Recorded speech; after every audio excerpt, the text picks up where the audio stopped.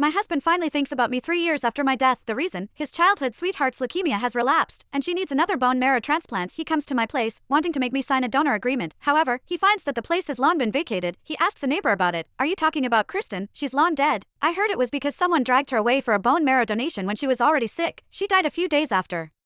Returning home, my husband refuses to believe that. He thinks my neighbor and I have conspired to lie to him. He says impatiently, if you see her, tell her I won't pay the medical bills for that child she's been raising if she doesn't come to see me in 3 days. My neighbor shakes her head when she sees how stubborn my husband is. She mutters, the poor child has already starved to death. Though, chapter by the 3rd year after my death, my son and I were still wandering ghosts, because of our deep ties to this world, we couldn't pass on from here. Meanwhile, my husband, Samuel Hoffman, had clawed his way up from the bottom of society. He had transformed into the most up-and-coming new star in the business world. I had betrayed him without hesitation during his most desperate times. So, he hated me. He hated me so much that he would skin me alive. 3 years ago, he had forced me to donate my bone marrow to his childhood sweetheart, Violet Sampson. At that time, I had been deathly sick. Bone marrow aspiration was an invasive procedure. I didn't know if it was a botched operation or if my low immunity due to my inherent illness was to blame, but I suffered a severe systemic infection a week after the procedure. I then fell into a fever-induced coma and died at home. My 3-year-old son, Toby Hoffman, was left uncared for. Eventually, he died by my side. In all those 3 years, Samuel never visited us, not even once. He didn't make a single phone call.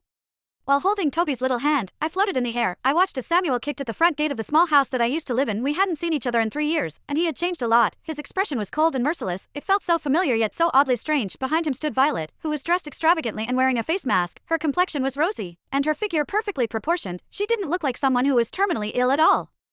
Toby listened to the grating noise of the door being kicked and hid in my arms in fear. He looked up at me. His bright eyes were filled with a mix of excitement and fear. Mommy, has Daddy finally remembered us? He hasn't come to see us for such a long time, but he seems angry. Did I upset him? And who is that lady standing there? Toby asked a series of questions. I patted his head softly. My heart ached like a knife had cut through it. My throat felt constricted, and I couldn't utter a word. Kristen, get out here right now. Stop playing dead inside. Samuel shouted hoarsely into the courtyard. The commotion startled Jessie Vance, who lived next door. She stepped out of her yard and asked Samuel, young man, who are you looking for? No one has lived here for a long time. Samuel composed himself and asked, didn't Kristen live here? Has she moved away? Jessie's eyes dimmed as she sighed. Are you talking about Kristen Zucker? That poor young woman died 3 years ago. Samuel froze for a moment. Jessie continued, I heard that she was forced to donate her bone marrow when she was very ill. She passed away a few days after coming back. It was truly tragic. Violet's expression changed, and her face turned pale, as if feeling wronged. She protested, please don't spread unfounded rumors like that. Ma'am, donating bone marrow is safe and doesn't cause death. If she didn't want to donate her bone marrow to me, she could have just said so. There's no need to jinx herself like this.